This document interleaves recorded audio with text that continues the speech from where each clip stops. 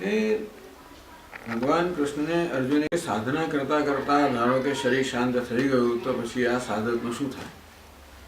એને અત્યારે કરેલી વસ્તુઓ બધી વેડફાઈ જાય કે શું થાય? તો ભગવાન કે નહીં, જેણે કંઈ પણ આવું સત્કાર્ય કર્યું છે, જેણે પોતાની આધ્યાત્મિક ઉન્નતિનો માર્ગ સ્વીકાર્યો છે, એનું ક્યારે પતન ના થાય, એની સાધના ચાલુ રહે.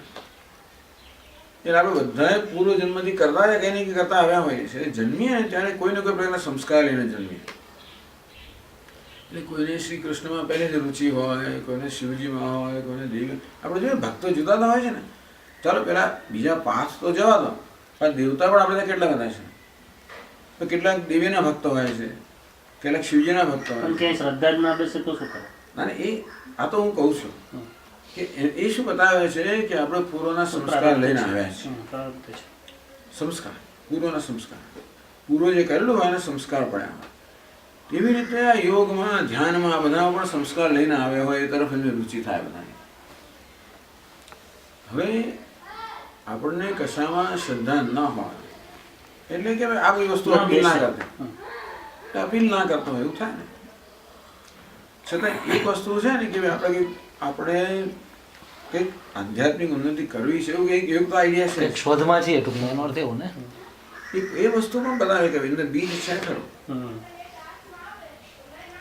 તો આપણે જો બૌદ્ધિક ઓરિએન્ટેશન હોય, ઇન્ટેલેક્ચ્યુઅલ ઓરિએન્ટેશન હોય તો વેદાંત શ્રેષ્ઠ વસ્તુ છે. આપણે જે ભણીએ ભગવદ્ ગીતા વગેરે, ઉપનિષદ વગેરે, પૌરવિજ્ઞાન વગેરે ક્લાસીસ લે છે, એ આપણી બુદ્ધિને સ્પર્શે છે, વિચાર શક્તિને સ્પર્શે છે. વેદાંત શાસ્ત્ર શીખવાડે છે કે જીવનમાં જે દુઃખ છે એનું કારણ આપણી ખોટી સમજ છે. આપણી સમજ સાચી થાય તો કોઈ પ્રશ્ન રહેતો નથી, જીવન રહે, જીવનનો વાંધો નથી. પણ અત્યારે ઘણી વાર જીવવું એક લોકોને માટે સમસ્યા થઈ જાય છે, કારણ કે ભાઈ મારું ધાર્યું આ ના થયું, મને પેલું થયું, મને ફલાણું, દરેક વસ્તુ એક સમસ્યા બની જાય. આપણા ઘણા ભય ઉત્પન્ન કરે, ચિંતા ઉત્પન્ન કરે, સ્ટ્રેસ ઉત્પન્ન કરે, ક્રોધ ઉત્પન્ન કરે, નાસીપાસ થઈ જાય. આનું નામ સંસાર. તો આ બધું બનવાનું કારણ માત્ર આપણી ખોટી સમજ જ છે. કેમ સ્વામી, કોઈ મારું અપમાન કરે તો દુઃખ તો લાગે ને, પણ એને અપમાન ગણવું, અમુક પ્રકારનું વર્તન કોઈ કરે એને અપમાન કહેવું તો મારા હાથમાં છે. માન નામની કોઈ વસ્તુ નથી, અપમાન નામની કોઈ વસ્તુ નથી. પણ અમુક પ્રકારના વર્તન કોઈ માન કહી તો નીચે બેસી ગયા એટલે મને લાગે મારું માન થયું. હું તો સ્વામી છે ને, હું તો ઉપર બેસવો જોઈએ, તો નીચે બેઠા તો મારું સન્માન થયું. એ મારી દ્રષ્ટિ છે. હવે કોઈ ઉપર બેસી જાય તો પછી હું કંઈ બોલું નહીં, પણ મને એમ થાય કે એટલે આ શું છે, ઇન્ટરપ્રિટેશન. જે વસ્તુ થઈ રહી છે એનું અર્થઘટન એક થાય છે. હું કશીક વસ્તુને માન કરું, કશાકને અપમાન કરું, કશાકને સફળતા કહું.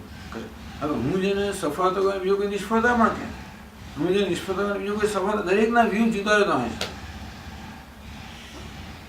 પણ આ રીતે આપણે આપણી દ્રષ્ટિથી સતત જીવનને મૂલવતા આવ્યા છીએ અને એમાંથી પછી આપણે સુખી દુઃખી થતા આવ્યા છીએ. વસ્તુ બની એ મારા સુખ દુઃખનું કારણ નથી, એની દ્રષ્ટિ મારી કેવી છે, એનું ઇન્ટરપ્રિટેશન કેવું છે, એનું મૂલ્યાંકન કેવું છે, એ પરથી એની અસર થાય કે મને એ વસ્તુ સુખી કરે કે દુઃખી કરે. ટૂંકમાં આપણા જીવનમાં મનુષ્ય એક જ વસ્તુ ઈચ્છે છે, સુખ ઈચ્છે છે, દુઃખમાંથી મુક્તિ ઈચ્છે છે. એટલે આપણે સતત દુઃખમાંથી મુક્તિનો પ્રયત્ન કરતા જ આવે. જેને આપણે દુઃખનું કારણ માનીએ છીએ એમાંથી મુક્ત થવાનો પ્રયત્ન કરીએ જ છીએ. મને એમ લાગે મારી પાસે પૂરતું ધન નથી એટલે હું સુખી નથી, હવે ધનનો પ્રયત્ન કરે. કોઈ એમ લાગે મારી પ્રતિષ્ઠા નથી, ટૂંકમાં જે પોતાને પ્રકારની ખોટ પોતે માનતો એ ખોટ પૂરવાનો સતત પ્રયત્ન કરે, જેથી આપણે સુખી થઈએ. બધા પ્રયત્નની પાછળ એક સરળ વસ્તુ આ છે ને, સુખી થઈએ અને દુઃખ દૂર કરવું. સુખની પ્રાપ્તિ, દુઃખની નિવૃત્તિ, આટલી જ આપણી ઈચ્છા. તો સુખ ક્યાં છે ખબર પડે, દુઃખનું કારણ શું છે ખબર પડે, તો દુઃખનું કારણ દૂર કરે તો દુઃખ દૂર થાય. જેમ તમે ડાયગ્નોસિસ કરો કે તમારું માથું દુખે છે પણ તમારું કારણ તો પેટમાં છે, ધારો કે એ દૂર કરો તો આ દૂર થાય. તેમ દુઃખનું કારણ શું છે એ સમજીએ, એ કારણ દૂર કરીએ તો દુઃખ પણ દૂર થાય. સુખનું કારણ શું છે એ મેળવે તો સુખ પ્રાપ્ત થાય. આવું શું વેદાંત સમજાવે છે. અને તેથી જીવન કેમ જીવવું, પ્રાયોરિટી શું હોવી જોઈએ, શેને મહત્વ અપાવવું જોઈએ, શું જતું કરવું જોઈએ, શું પકડવું જોઈએ, શું અગત્યનું છે, શું અગત્યનું નથી. આમ આપણને જીવનની દ્રષ્ટિ પણ આપે અને જીવનનો માર્ગ પણ આપે, સાધન પણ આપે. એટલે આવો પ્રશ્ન કરનારા આવે છે ને, એક સામાન્ય બૌદ્ધિક ઇન્ટેલેક્ચ્યુઅલ ઓરિએન્ટેશન વાળા, એમના માટે વેદાંત બહુ જ ઉત્તમ વસ્તુ છે.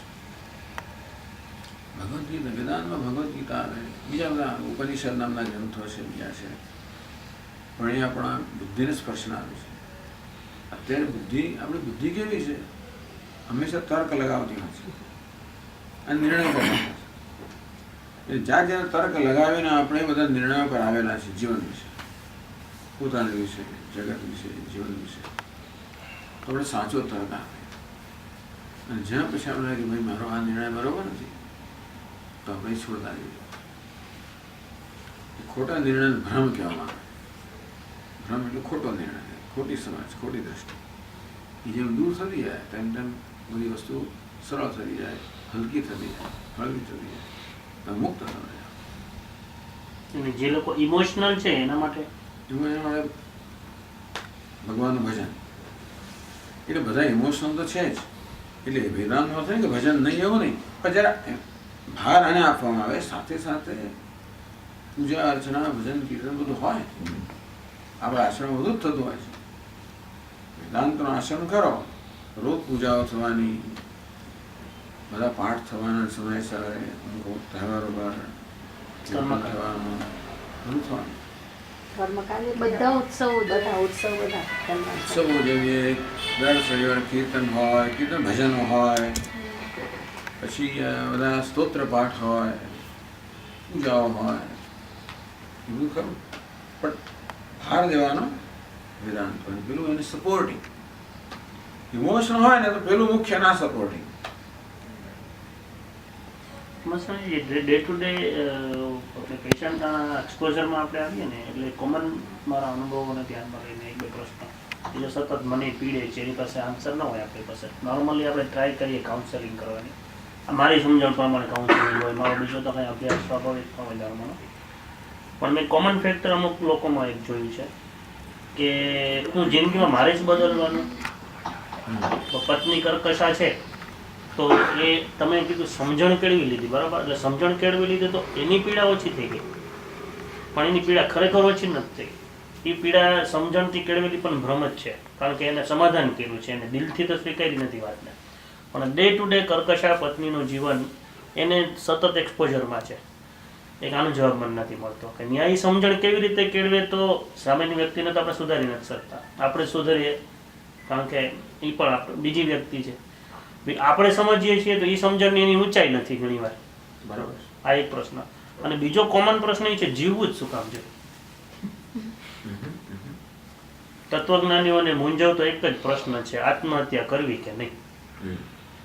આ બે પ્રશ્ન મેં પેશન્ટોમાં જે ઇન્ટેલેક્ચ્યુઅલ પેશન્ટ ટ્રીટ કર્યા છે એનો જવાબ મારી પાસે નથી, કારણ કે પ્રશ્ન એટલો ઊંચો છે કે મારી હેસિયતની વાત છે. મારે તો કેસ ટેકિંગ પૂરતી જ વાત આખી લેવાની હોય. મીન કે ડૉક્ટર મારે જેમ રામકૃષ્ણ પરમહંસ કુંડલની જાગૃતિમાં નાચતા હતા, તો એનો હોમિયોપેથ ડૉક્ટર એને સિમ્ટમ તરીકે લેતો હતો. એટલે મારું તો એ લેવલ નથી, પણ મારે તો જો પણ આ પ્રશ્ન મને ખૂબ એકાંતમાં પીડે કે હારો આનો જવાબ કેમ નથી. સંબંધ છે એમના તરફથી આપણને આ પ્રકારનું દુઃખ હોય, પતિ હોય, ગમે પત્ની હોય, ઘણા લોકોનો સ્વભાવ આવો હોય છે. એ વ્યક્તિ કર્કશા છે, તો વ્યક્તિના જરાક આપણે મૂળમાં જઈએ તો કેમ વ્યક્તિ કર્કશા છે, કર્કશ કેમ બોલે છે, કર્કશ ક્યારે બોલે, મનમાં એ પ્રકારના વિચારો હોય ત્યાં. આવું કેમ હશે? અંદર કંઈક વસ્તુ એને પીડે છે. ટૂંકમાં આવું કર્કશ જે વર્તન છે ને એ છેવટે આંતરિક પીડાની અભિવ્યક્તિ છે. જો માણસ સુખી હોય ને તો ક્યારેય પણ દુઃખી ના કરે. આપણે આનંદમાં હોઈએ તો આપણે કોઈને સુખી જ કરીએ, આનંદને વહેંચીએ, આપણે ઉદાર જ બની જઈએ. પણ અંદરથી આમ દુઃખી હોય તો આપણે સંકુચિત બની જતા હોઈએ છીએ, આપણે ચીડિયા બની જતા હોઈએ છીએ. એટલે ચીડિયાપણું હોય, ક્રોધ હોય, ફરિયાદો હોય, એ અંદરનો મહાન અસંતોષ કંઈ બતાવે છે, અંદરની પીડા બતાવે છે. એટલે કર્કશા પત્ની ધારો કે દ્રષ્ટાંત લઈએ, એ બતાવે છે કે અંદરથી ખૂબ પીડિત છે. બહારથી વર્તન આક્રમક છે, એટલું આક્રમક કે સતત પેલાને દોષ દીધા જ કરે. તમે આવા છો ને તમે આવો છો ને આમ ના કરે, તું ના કરે, ફલાણું ના કરે, બિચારો હાથ ત્રાસી જાય. પણ જો આપણે વ્યક્તિના વર્તનને રિસ્પોન્ડ કરવાને બદલે એ વર્તનની પાછળ જે વ્યક્તિ છે એને ધ્યાનમાં રાખીને આપણે વર્તીએ તો જણાશે કે કોઈ દુઃખી વ્યક્તિ છે. એનું વર્તન તો આક્રમક છે, એના શબ્દો બધા કર્કશ છે, પણ એની પાછળ જે વ્યક્તિ છે એ બહુ પીડિત છે. એટલે પછી એની પ્રત્યે જે એટીટ્યુડ છે એને ક્ષમા આપણે થોડા હવે દુઃખીને આપણે શું કરીએ તો એના માટે એક મારો અનુભવ હું કહેતો, મારો અનુભવ કરતા એક કથા કહેતો હોઉં છું કે એક વખત અમેરિકાની અંદર કેલિફોર્નિયાથી ન્યુયોર્ક એરોપ્લેનનો મુસાફરી થતી હતી. 5-5.5 કલાકનો આખો રસ્તો છે, નોન સ્ટોપ. હવે આ એરોપ્લેનની મુસાફરીમાં ઘણા લોકોને મોશન સિકનેસ હોય, એટલે પેટમાં ગડબડ થતી હોય, ઘણો ઉલટીઓ થઈ, એવું થતું હોય છે.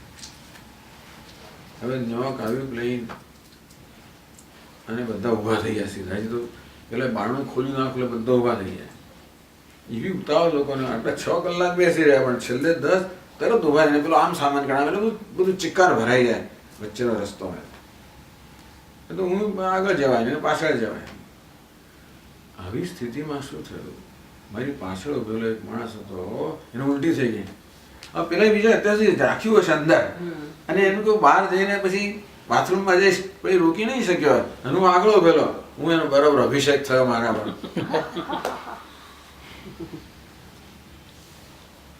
હવે આ ન્યુયોર્ક JFK એરપોર્ટથી ઘર 2.5 કલાક દૂર હોય, વિચાર કરો. આ તો મને નહોતું પણ અમારા સાહેબ નહોતા, એક જણ મને વાત કરી, મને આવું થયું.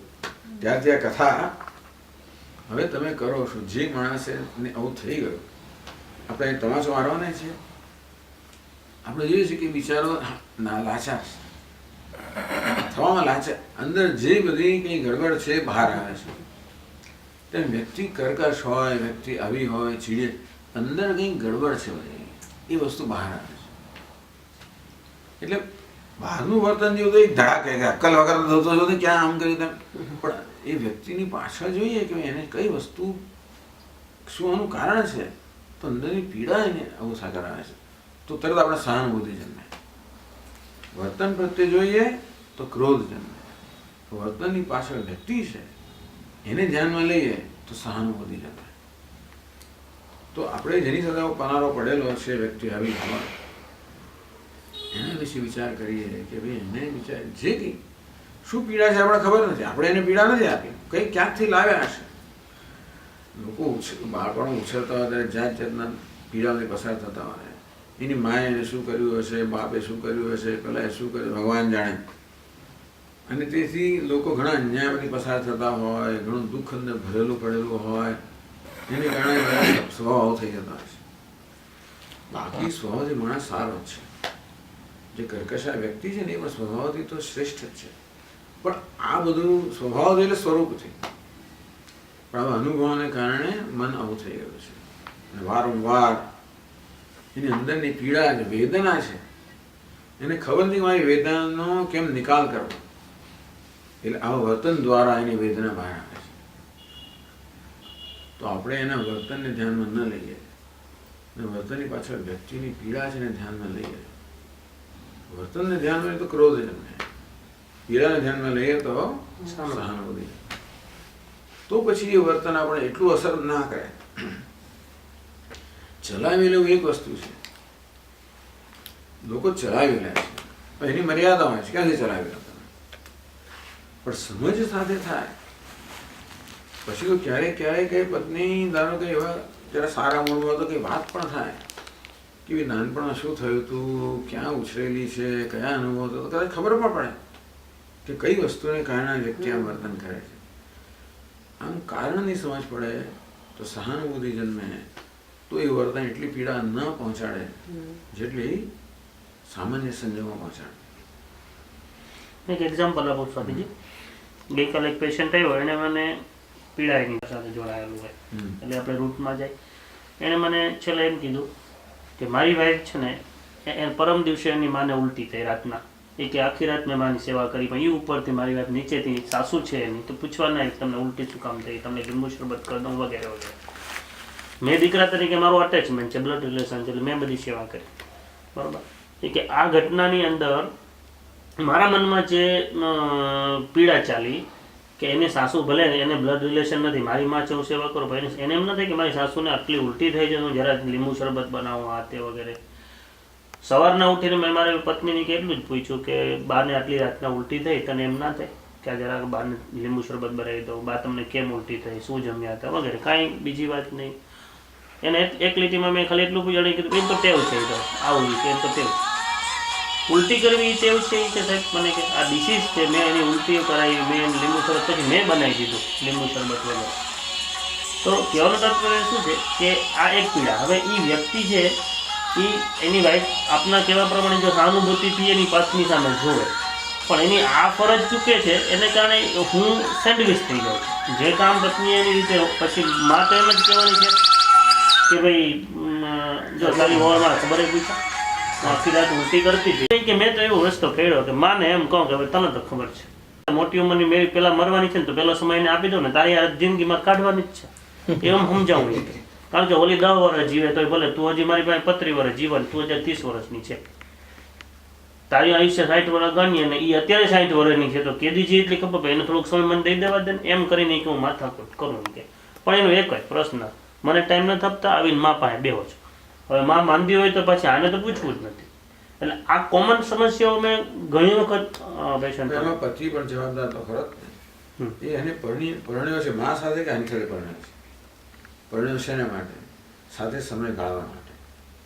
હવે તમે લગ્ન કર્યા પછી પત્નીની ઉપેક્ષા કરો અને માને જ મહત્વ આપ્યા કરો તો પેલાના મનમાં મારે દ્વેષ જન્મવાનો જ છે કે આને કારણે આ પતિ મારી પાસે નથી આવતો, એની પાસે જાય છે. એટલે આડકતરી રીતે પતિના વર્તનને કારણે પેલી પત્નીના મનમાં એની સાસુ માટે એવો એક દ્વેષ જન્મ્યા કરવાનો. સાસુએ કશું ના કર્યું હોય પછી છે એટલે પેલો ત્યાં જાય છે ને એ ત્યાં જઈને મારી પાસે નથી આવતો. એટલે પતિએ થોડા સેન્સિટિવ રહેવું જોઈએ કે ભાઈ તારી સાથ સાચી છે, માં તો પછી માં મળ્યા પછી લગ્ન કરવા દે ને ભાઈ, અત્યારે લગ્ન કર્યા શું કરવા? તો એની પત્નીને બિચારી રાહ જોયા જ કરે, જ્યાં જઈને બીજું રાહ જોયું કે ક્યારે મળશે એવું થાય ને. એટલે પતિનું વર્તન જે છે એ થોડુંક અનરીઝનેબલ છે. એમ કરીને એને દ્વેષના બીજ રોપ્યા પેલી પત્નીમાં. કારણ કે પત્ની તો એમ જ માને કે મારી પાસે પતિ ન હોવાનું કારણ માં છે, સાસુ છે. એટલે પતિને સમજાવવું જોઈએ કે ભાઈ તારી ફરજ છે, તારી મા પ્રત્યે ફરજ છે. ના નહીં ભાઈ ફરજમાં તારી પત્ની પ્રત્યે ફરજ જ નથી એવું શું છે? એટલે એને જો પહેલેથી બેલેન્સ રાખ્યું હોત પછી શું થાય? એટલે પેલી વહુને સાસુ માટે દ્વેષ જન્મવાનો એટલે પછી વાંધા વચકા પાડ્યા કરવાના. એટલે સાસુને પછી દ્વેષ જન્મે એ વાંધા વચકા પાડે એટલે પછી ચાલે. એનો કોઈ ઉકેલ નથી. એનો ઉકેલ તો આ પતિએ આ રીતે કરવાનો કે એને પત્ની પ્રત્યે પણ ધ્યાન આપવું જોઈએ. અને પત્નીની પણ માણસ છે, એની પણ અપેક્ષાઓ હોય, એની જરૂરિયાતો હોય, એના પ્રત્યે પણ આપણે સેન્સિટિવ કે સંવેદનશીલ રહેવું જોઈએ.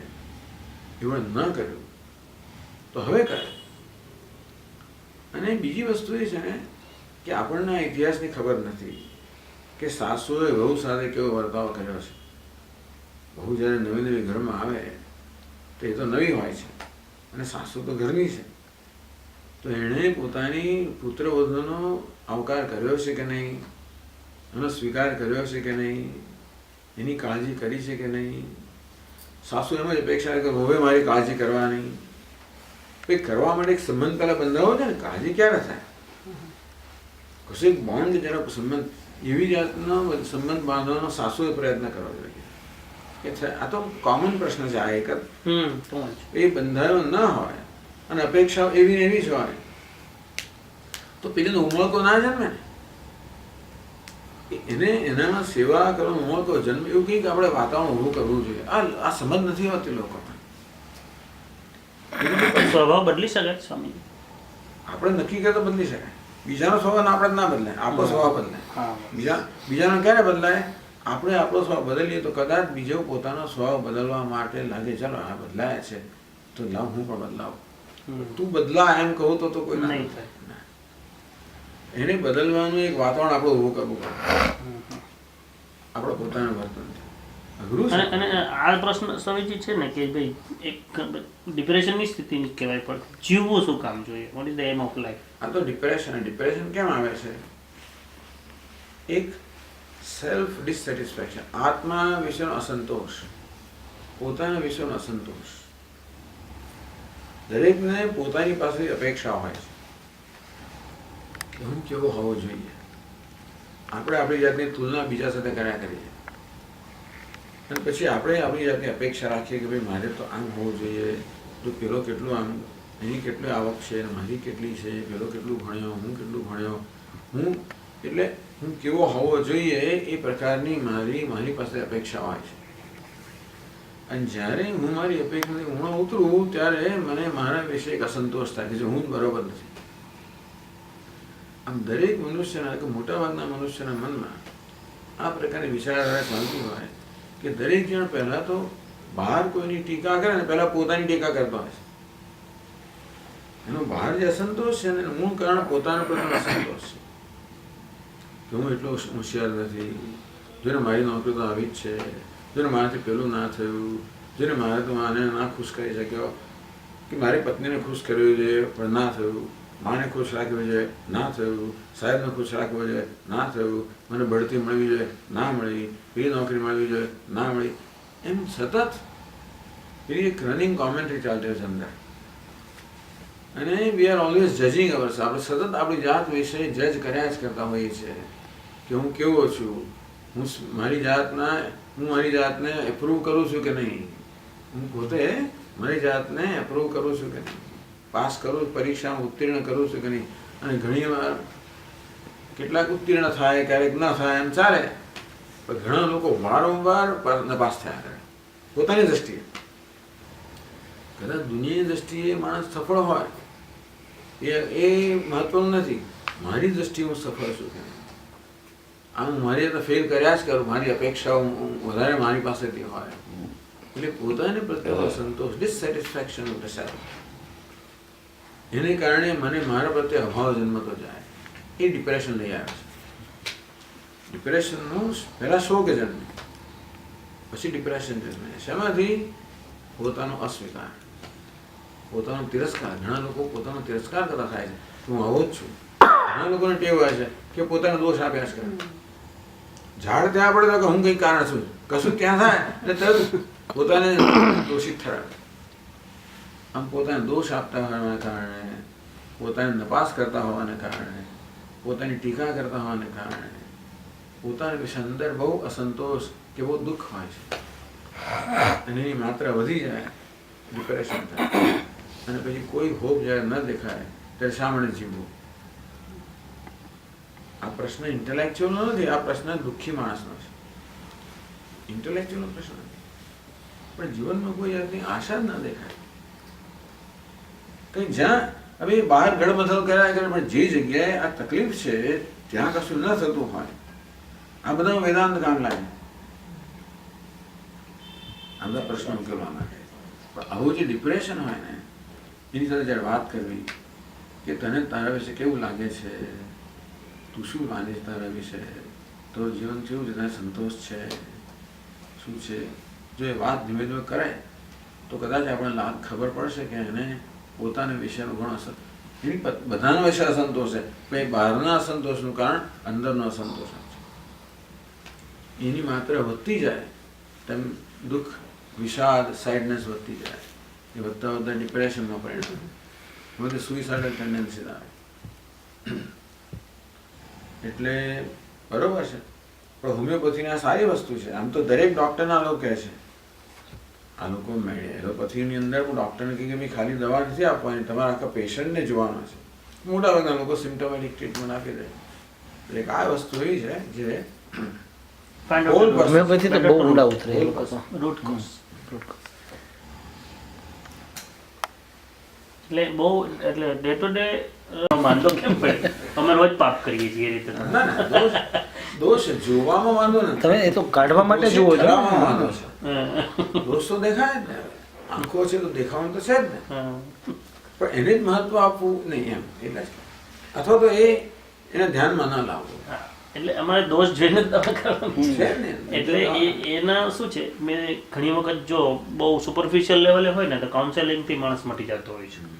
થોડીક એને સમજણ આપીએ ને તો એ મટી જાય. હોમિયોપેથીની છે ને રોગની વ્યાખ્યા મેં અમારી બુકમાં લખી છે. ડૉક્ટર શંકરને એવું કીધું છે કે delusion is disease, awareness is cure. ભ્રમ છે એ રોગ છે, જાગૃતિ એની દવા છે. વાપરે ને આગળ ભ્રમ છે એ રોગ છે, જાગૃતિ એની દવા છે. પણ જાગૃતિ કરવામાં જન્મ જતા રહે છે. જાગૃત કરવો ને એ આપણને ખબર જ છે, તટસ્થ રીતે જોઈએ ને તો બેયમાં કાંઈ આમ દિવાસળી પેટવા જેવી અને ઠારવા જેટલું જ સામાન્ય સમસ્યા હોય, પણ એ 10 વર્ષથી એ લઈને ભરતા હોય. હાવ આપણે થર્ડ પાર્ટી તરીકે તો હસવું આવે કે આ ક્યાં સમસ્યા છે, પણ એ 10 વર્ષથી એ ચેપ્ટર સાથે ઝઘડતા હોય. આજે મેં સવારે જ એક સુવિચાર વાંચ્યો કે ભાઈ તમને એકને એક જોક્સ સાંભળો તો તમને હસવું નથી આવતું. એકને જો સાંભળો છો તો એકને એક દુઃખ યાદ કરવાથી પીડા કેમ થાય છે? વાહ, સરસ વાત છે. એકને એક જોક આપણે યાદ કરે વારંવાર હસવું નહીં આવે. એની દુઃખ 10 વર્ષ પહેલા મને તમાજો મારો તો આજે યાદ કરો એટલો જ દુઃખી તમે 10 વર્ષ પહેલા મને હમણાં જ માર્યો. એ કઈ કેમિકલ લેતા કઈ સમજાતા નથી. ના, પણ રોજ એકને એક ચા ભાવે છે, નથી ભાવતી? આપવી દે. રોજ એકને એક ચા ભાવે છે કે નહીં? એવું નથી કે રોજ રોજ ના ભાવે. રોજ ચા ભાવે છે, તેમ રોજ કડવી વસ્તુ ના જ ભાવે. અચ્છા, કડવી વસ્તુ ના ભાવે એટલે રોજ ના ભાવે, અને મીઠી વસ્તુ તો રોજ ભાવે. રોજ મીઠાઈ ભાવે, એનો અભાવ થતો નથી. સાહેબ, સ્વામીજીની ટ્રીટમેન્ટ વિશે કાંઈ કરવાનું હોય તમારે તો થોડી વાર બેસવું હોય તો બેસી. સ્વામીજીને કંઈક કહેવાનું હોય તો. એટલી પોઝિટિવ અસર હોય છે ને એટલે પેલાની નેગેટિવ અસરની એટલી અસર ના થાય. ભાવ જે છે ને એની ઘણી પોઝિટિવ અસર હોય છે. એટલે પહેલા તો સ્વામી જપ કરવાથી ફાયદો થાય? જરૂર થાય. એ આખી પ્રક્રિયા સમજાવી હતી. એટલે સમજાવ્યું કે રામ રામ જે કે આપણે બોલતા હોઈએ છીએ ને એમાં આપણું એને બધું લખ્યું નથી અંદર, એ તો ટૂંકમાં લખે ને. પણ એક વાયુ જે છે ને શરૂ થાય નાભી પ્રદેશમાંથી અને જુદા જુદા સ્થાનોમાં અથડાઈને અહીંયા ટકરાય અને પછી મોંમાંથી બહાર આવે. આ પ્રકારની પ્રક્રિયા છે. તો કયો અક્ષર તમે બોલો છો એટલે ક્યાં ટકરાશે? જેમ કે કંઠ્ય, આ ક ખ ગ ઘ આ છે ને કંઠ્ય એટલે અહીંયા અથડાય. ચ છ જ જ તાલુ છે, આ ત થ દંત છે, પ ફ બ ઓષ્ઠ્ય છે વગેરે. તો આ પ્રકારે આવા શબ્દો, આવા વર્ણો કેમ નીકળે છે? એ વાયુ અમુક જગ્યાએ આ પ્રકારે અથડાઈને બહાર આવતો હોય છે એટલે એ પ્રકારના વર્ણો નીકળે. તો રામ ધારો કે બોલીએ તો એની આ પ્રકારની એક પ્રક્રિયા થાય અને દરેક શબ્દોનો ઇમ્પેક્ટ એમાં મગજ પર તો આવે છે અને પછી બહાર આવે. ટૂંકમાં આપણે જે બોલીએ છીએ એની અસર આ શરીરના અંગો પર અને આપણા મગજ પર થતી હોય છે. એટલે જ આપણે જે મંત્રો આપવામાં આવે છે, ખાસ કરીને જે ભગવાનના નામ હોય, જે મંત્રો જે પ્રચલિત છે, જે આચાર્યો આપેલા છે, એ અસરકારક છે. એ તમે ઉચ્ચારણ કરો એટલે કદાચ ભાવ હોય કે ન હોય તોય પણ ઉચ્ચારણ કરવા માત્રથી તમારા વ્યક્તિત્વ પર અસર થાય. એટલે આપણે વેદ મંત્રોને પૂછ્યું ત્યાં આગળ, વેદ મંત્રો છે પૂછ્યું. વેદ મંત્રો એ આપણા અનાદિકાળ કરતા પેલું પિત્ત દૂર થતા થતા થતા એ રામ નામ કે ભગવાનનું નામ છે એની મીઠાશ તમને માણવા મળશે. એટલે બધા નામની પોતાની એક અસર હોય છે. ભાવ પૂરો થાય તો બહુ સારું, ભાવ વગર થાય તોય પણ કરવા યોગ્ય તો ખરું. પછી ધીમે ધીમે ધીમે એની અસર થતી. એટલે જપમાં ખાસ કરીને કયા પ્રકારનો મંત્રનો જપ કરવો જોઈએ? આપણે ઈષ્ટ દેવતા હોય જો આપણા કુટુંબની અંદર પરિવારની અંદર કંઈક એવી પ્રથા હોય કે શિવજીના ભક્ત છે, શ્રી કૃષ્ણના ભક્ત છે, હનુમાનના ભક્ત છે, દેવીના ભક્ત, તો કંઈક હોય એવા સંસ્કાર આપણામાં હોય, ભલે આપણે બહુ એક્ટિવ ના હોઈએ, બહુ ઉછળતા હોઈએ ત્યારે એવા સંસ્કાર પડ્યા હોય, તો પછી એને લગતો મંત્ર, દરેક દેવતાનો મંત્ર શિવજી ઓમ નમઃ શિવાય. જેમ કે જેમ એ પ્રશ્ન મારો સુપરફિશિયલી આવે છે કે જપ કેમ, કારણ કે પહેલા તો ક્યાંક શ્રદ્ધા જાગવી જોઈએ તો જપ થાય. એક ઓમ નમઃ શિવાય પણ આપી શકાય. માઇન્ડ નતો. જે કન્ફ્યુઝન સ્વામીજી મારી ડીપ ફિલિંગ એ છે કે to whom to follow, why to follow, અને is it necessary to follow. It is necessary to follow.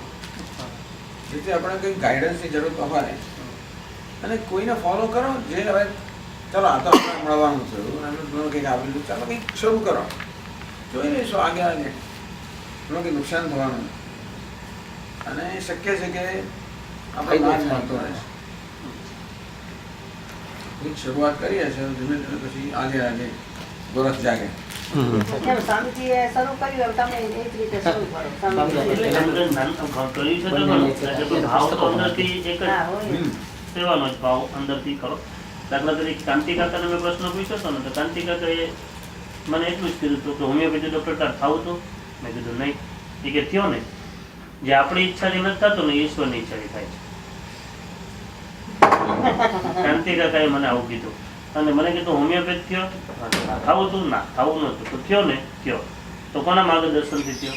તો એ તને લઈ જશે તારે ક્યાં જવું હોય ત્યાં. એટલે એક તો ચિંતા બંધ કર, અને બીજું મને એમ કીધું કે હવે તને બધા ખૂબ લોકોને ડૉક્ટર બનવું હોય છે, બધા નથી બની શકતા, તું બન્યો તો ડૉક્ટરનું કામ શું?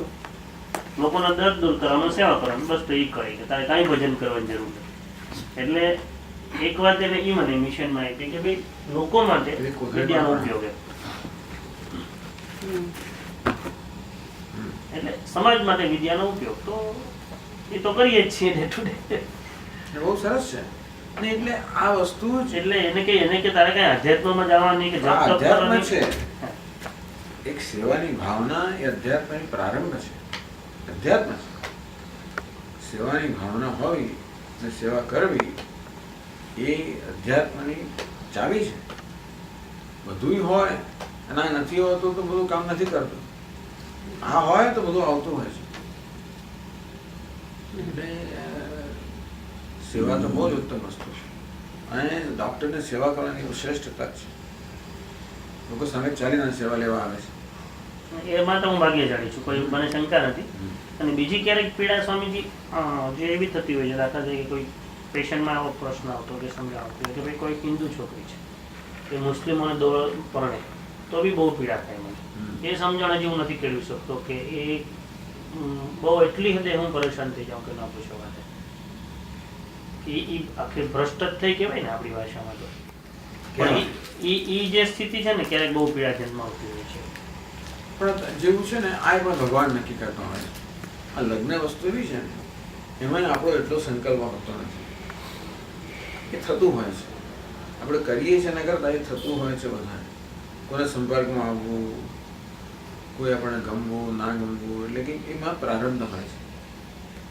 એટલે એ બધું પ્રારબ્ધ એકબીજાને આવી તો દોરી ગયેલો છો માટે થયું હશે. એટલે આ બધું શુભેચ્છા કેળવે કે ભાઈ એનું ભલું થાય, કારણ કે આ થવાનું જ છે. અત્યારે તો આટલું થાય છે, 100 વર્ષ પછી ઘણું વધારે થશે. જેમ સમાજના જેમ પછી શું થાય છે કે જેમ જેમ આ ધર્મની અસર ઓછી થતી જશે અને ભૌતિકવાદની અસર વધારે થતી જશે, તેમ તો લોકો આ જ્ઞાત જાતના ભેદ બધા ભૂલતા જશે. તેમ તેમ વ્યક્તિના પછી તો એ વધારે મહત્વનું બનશે. એટલે અત્યારે અમેરિકામાં પણ આપણે કેટલાય બધા છોકરીઓ ઘણી બધી પેલા વ્હાઈટને પરણતી હોય, કોઈ બ્લેકને પરણતી હોય, કોઈ મુસલમાનને પરણતી હોય, કોઈ ક્રિશ્ચન. મા બાપ બિચારા આપણી પેઢીના એ તો બિચારા બહુ દુઃખી થઈ જાય છે ક્યારે અમારો દીકરો આને પરણે, દીકરી પેલાને પરણે. પણ એ લોકોને એવું છે ત્યાં ઉછળ લોકો તો અમેરિકાના જ છે, ભલે ને આ ચામડી આવી હોય. એટલે એમને પેલું એવું છે કે હું મુસલમાન છું, હિન્દુ છે ને આવું છે ને આમ ના થાય. એટલા સંસ્કાર એમને એટલા દ્રઢ નથી હોતા. પણ આપણો ઇતિહાસ સ્વામી જેવું કહે છે ને કે જ્યાં જ્યાં મુસ્લિમ વસ્તી વધે છે ત્યાં હિન્દુ મંદિરો તૂટે છે. એટલે આ બધું વસ્તુ એમ આપણી સંસ્કૃતિ પર તો હુમલો જ છે. ખરો. એટલું જ નહીં, પણ એવું ઘણીવાર તો પ્રયત્નપૂર્વક આવું કરવામાં આવે છે. આ લોકોની આખી એક યોજના છે કે હિન્દુ છોકરીને કેવી રીતે ભોળવવી અને ભગાડવી અને એમને એને સમાજથી વિમુખ કરવી, આ બધી પણ બધા પ્રયત્નપૂર્વક ષડયંત્રો ચાલતા હોય છે. પણ હવે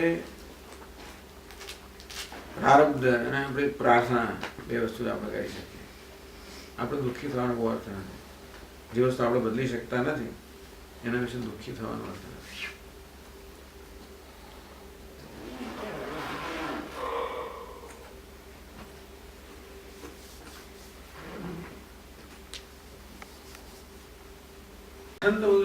આમ સામાન્ય રીતે વેદ મંત્રોની વાત છે, એ અસર કરે આવી રીતે. આ મંત્રો પણ મોડે થાય. શ્રી રામ જય રામ જય એ પણ થતું હોય છે. એ બધા થાય છે ને મંત્રો 4 પેલા સેન્ટરમાં. આપણે એટલે આ વૈદિક સૂક્તો આપણે બોલીએ તો મોટેથી જ બોલીએ ને. આ તો જાપ કરીએ તો આપણે એ માનસિક જાપ વધારે થાય. સ્વામીજી મેં લખેલી પુસ્તકો બરોબર કુંડલાની જેમ મેડિસિન બેસતા કે નાચતા ડાન્સ કરતા આમ તેમ વગેરે, તો મહેન્દ્ર સરકાર પોતે એમ કહે છે કે એ કોઈ દિવસ મારી જેમ આવી રીતે નીચે નથી બેઠા, એની સાથે જ બેસતા. તારા શિષ્યો પાસે ભલે હોય તું મારા માટે મિત્ર અને પેશન્ટ છે એમ કરીને એને પોતાની પેલી લખી. પછી એની કુંડલીના સિમ્ટમ્સ લેતા. રામકૃષ્ણ પરમહંસ અને મહેન્દ્ર સરકારનો આધ્યાત્મિક સંવાદ એટલો સરસ છે આની અંદર કે તું જે માની, મારે તો મારી માતા અને મારી દેવી, તારે સિમ્ટમ લેવા હોય તો લે, તારે દવા કરવી હોય તો કર, મને કાંઈ વાંધો નથી. અને એ પછી એનું આધ્યાત્મિક મૂલ્ય પછી તો એ કેવી રીતે રામકૃષ્ણ પરમહંસના એના જે તત્વાર્થો જે એના અંદર એટલા સરસ આપ્યા છે. એટલે હોમિયોપેથી તો ફિલોસોફિકલ એટલે પ્યોર સ્પિરિચ્યુઅલ સાયન્સ જ છે કે જે આની અંદર મેં તમને આપણે ગ્રુપમાં જે વાત થઈ એ તમને તો ખૂબ મજા આવશે એની અંદર. એટલે એક મહત્વની વસ્તુ એ છે કે સ્વામી વિવેકાનંદ છે તો આટલા તેજસ્વી હતા છતાં પણ આયુષ્ય કેટલું ટૂંકું હતું એનું. તો શું કામ? તો કેટલી બધી તકલીફો બીમારીઓ વચ્ચે પણ એને ખૂબ બીમારીઓ એમના શરીરમાં ખૂબ બીમારીઓ. એટલે તપે એટલું કર્યું હતું. કુંડલીની પણ એ ભાવના જાગૃત થઈ ને તો કઈ રીતે આપણે એને ઘડતરમાં કંઈક નાનું સિદ્ધાંત એટલે ઉપનિષદ ને? ભગવદ્ ગીતા, ગીતા, ઉપનિષદ. પેલું ઉપનિષદ સ્વામીજી ક્યાંથી વાંચવાનું ચાલુ કરવું છે? સરળ પેલું ઉપનિષદ કઠોપનિષદ એ બેઝિક. તમે કહેશો એટલે આપણી લાગે આપશે તમને.